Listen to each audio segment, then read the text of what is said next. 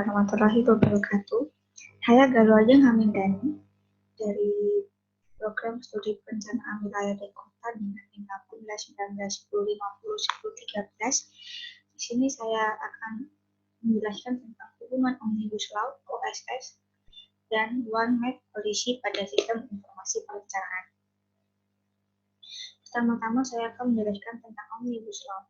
Nah, Omnibus Law ini adalah peraturan berbentuk undang-undang yang berkaitan dengan bidang kerja pemerintah di sektor ekonomi, yaitu tentang Cipta Kerja dan Perpajakan yang diajukan pada bulan Januari tahun 2020. Nah, Omnibus Law yang telah disahkan kemarin, terutama pada Omnibus Law Cipta Kerja, terdapat beberapa peraturan tata ruang dalam Undang-Undang Nomor 26 Tahun 2007 tentang penataan ruang. Itu terdapat 5 peraturan yang berubah. Yang pertama, yaitu pasal 1 ayat 32, di mana klausul izin pemanfaatan ruang hilang dan diganti menjadi kesesuaian kegiatan pemanfaatan ruang. Yang kedua, pasal 10 dan pasal 11, di mana berisikan pemerintah provinsi berupa gubernur dan DPRD setempat dan pemerintah kabupaten kota berupa bupati dan DPRD setempat masih berwenang untuk melaksanakan penataan kawasan strategis di daerah mereka. Namun, dalam Omnibus Law, justru kewenangan ini telah dihapus sehingga kewenangan daerah ini hanya sebatas pengaturan, pembinaan, pengawasan, dan pelaksanaan penataan ruang serta kerjasama antar daerah. Selanjutnya yang ketiga, terdapat 6 pasal dari pasal 49 hingga pasal 54 yang mengatur terkait perencanaan pemanfaatan dan pengendalian tata ruang di desa telah dihapus dalam Omnibus Law. Selanjutnya yang keempat, pasal 60 di mana masyarakat berhak mengajukan tuntutan kepada pejabat berwenang apabila ada pembangunan yang tidak sesuai dengan rencana tata ruang di daerah mereka. Pada klausul mengajukan tuntutan ini hilang dan diganti menjadi mengajukan keberatan dalam Omnibus Law. Yang terakhir, pada pasal 74 yang berisikan tentang pidana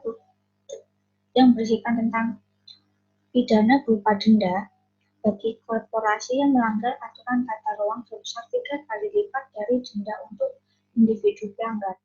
Namun pada Omnibus Law hukum denda di-counting menjadi hanya sepertiga saja, di mana denda ini dibagi korporasi pelanggar lebih rendah dibagi individu yang melanggar.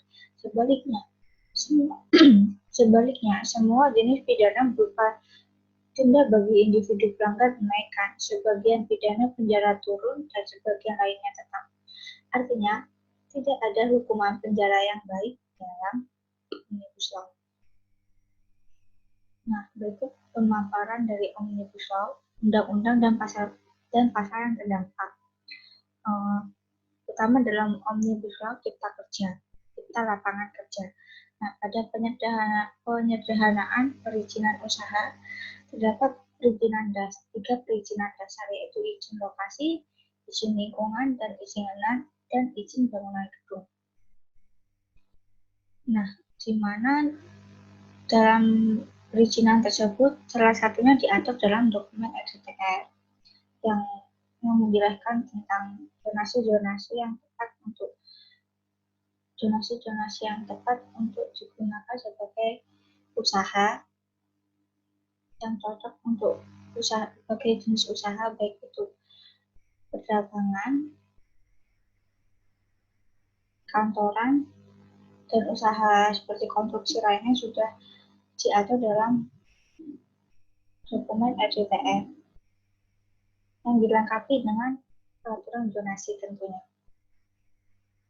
Nah, selanjutnya, Corruption Impact Assessment atau CIA berguna dalam memeriksa apakah setiap pasal yang ada di Omnibus Law, terutama dalam Omnibus Law Cipta Kerja, dapat memberikan peluang bagi koruptor, karena CIA dapat dijadikan sebagai bahan dalam memikirkan dampak negatif apabila Omnibus Law Cipta Kerja diterapkan.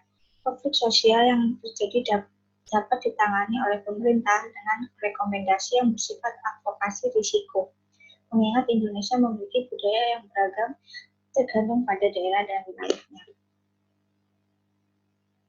Nah, selanjutnya OSS, Online Single Submission. OSS adalah sistem pelayanan perizinan berusaha terintegrasi secara elektronik. OSS ini digunakan dalam mengurus perizinan berusaha oleh pelaku usaha, baik usaha dalam bentuk perorangan, usaha mikro atau usaha kecil, usaha menengah maupun usaha besar, di mana usaha yang dimaksudkan dengan modal keseluruhan berasal dari dalam negeri maupun terdapat komposisi modal asing. Nah, ada 4 manfaat dari OSS sendiri, yaitu yang pertama, mempermudahkan pengurusan berbagai perizinan berusaha, baik itu prasyarat usaha seperti lokasi, lingkungan, dan bangunan yang disebutkan dalam Undang-Undang dan Pasaran terdampak tadi sebelumnya. Terus izin berusaha, izin usaha, dan izin operasional.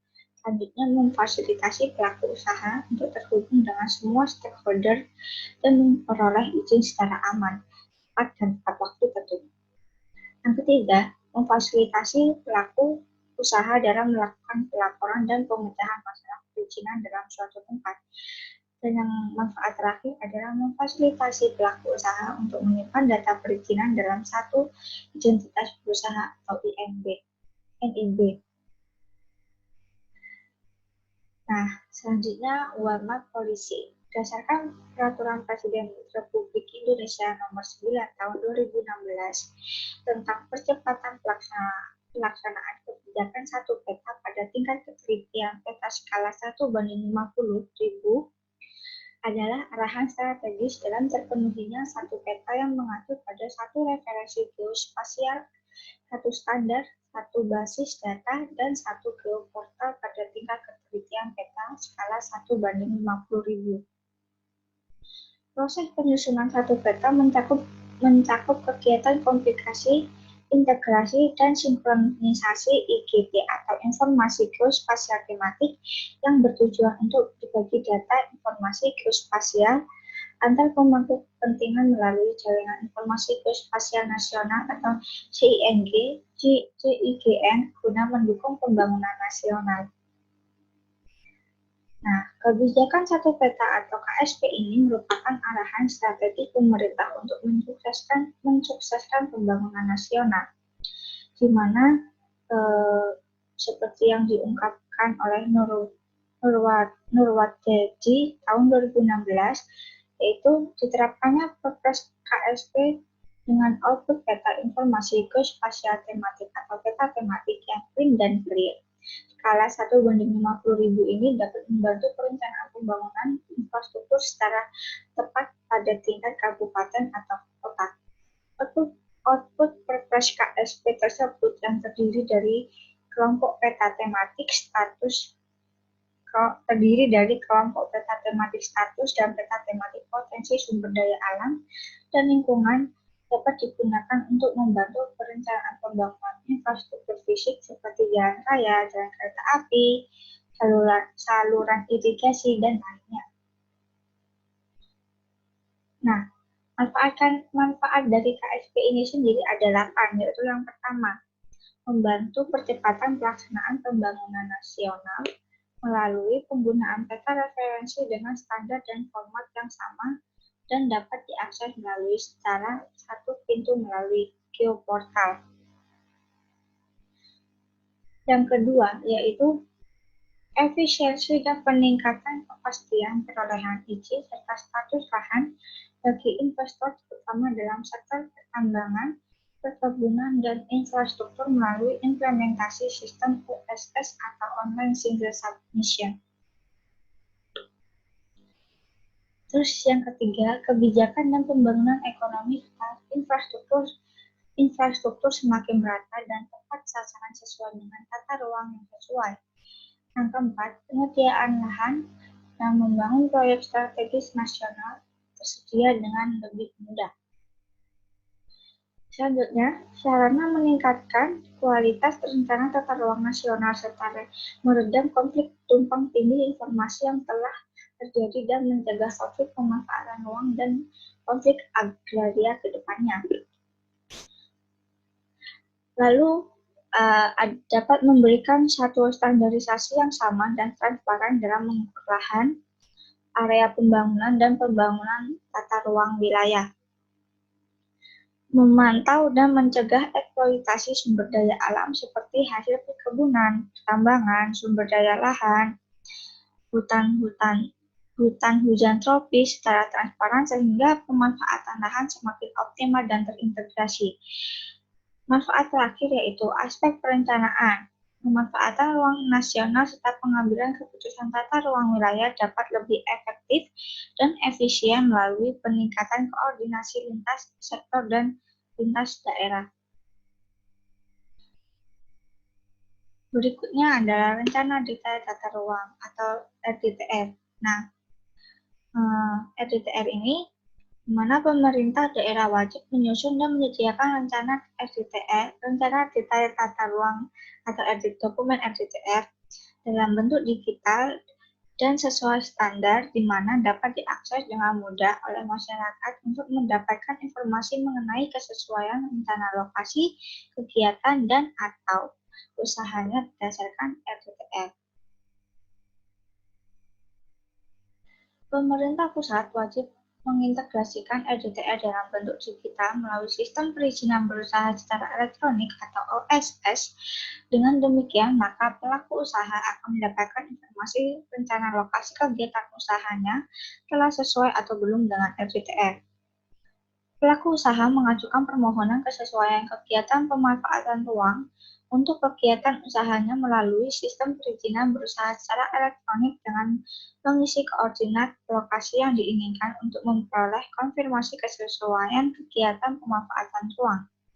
Setelah memperoleh konfirmasi kesesuaian kegiatan pemanfaatan ruang, maka pelaku usaha dapat mengajukan permohonan perizinan berusaha.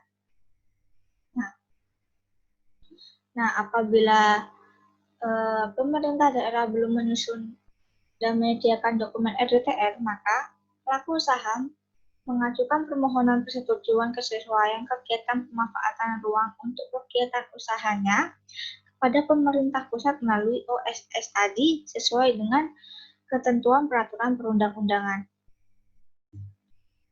Jadi, dokumen RDTR menjadi dasar dalam memberikan izin para pelaku usaha dalam mendirikan usahanya, di mana perizinan tersebut harus memperhatikan lokasi dan lingkungan yang cocok, serta perizinan bangunan yang sesuai dengan peraturan atau ketentuan yang tidak merusak ekosistem pada lokasi usaha. Untuk memberikan izin pada para pelaku usaha, pihak yang berwenang akan melakukan overlay peta dengan lokasi usaha apakah daya dukung dan daya tampung pada lokasi tersebut telah sesuai untuk pembangunan usaha dengan menggunakan tools dari software GIS. Nah, GIS sendiri adalah Geospatial Information System, yaitu suatu sistem yang berbasis komputer dengan kemampuan mengolah data. Preferensi geografis meliputi pemasukan, pengelolaan atau manajemen data, atau menyimpan data, pengaktifan kembali, lalu manipulasi dan analisis serta keluaran data. Output dari pengolahan data yang dilakukan melalui aplikasi ArcGIS adalah peta yang dapat menampilkan informasi secara geografis. Omnibus Law terhadap peraturan tata ruang merupakan penegasan kembali oleh pemerintah dari ketentuan membangun usaha melalui OSS atau Online Single Submission atau sistem perizinan terintegrasi digital yang hanya cukup tersambung jaringan internet saja, di mana OSS ini sangat membantu dan mempermudahkan para pelaku usaha dalam membangun usahanya, mengingat saat ini sedang pandemi COVID-19 dan menyesuaikan kondisi new normal. Sekian, terima kasih. Apabila terdapat kesalahan kata yang saya ucapkan, saya mohon maaf. Sekian, assalamualaikum warahmatullahi wabarakatuh. Terima kasih telah menonton.